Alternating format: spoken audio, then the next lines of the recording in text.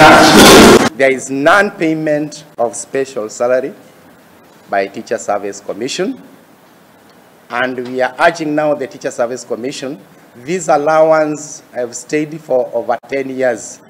So we want 2024-2025 financial year that allowance to be increased from 10,000 to 20,000. That's the voice of teachers of Kilifi and the country at large. We are faulting the Ministry of Education. This is also a concern here in Kilifi and countrywide, where registration of units takes a very long period.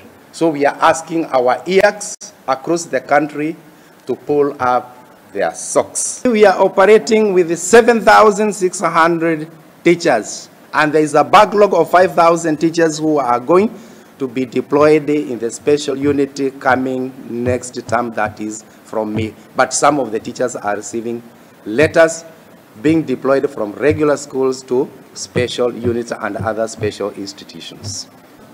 Tunasema kwamba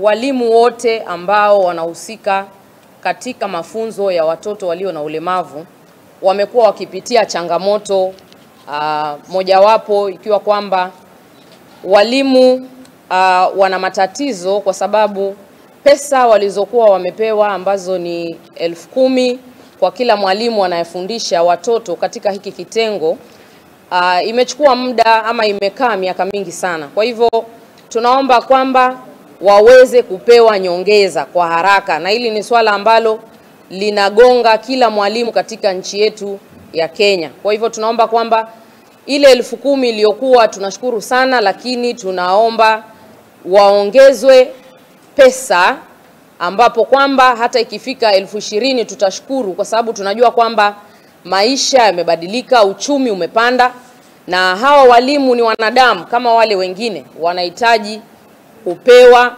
nyongeza katika sehemu hiyo ambayo ni special.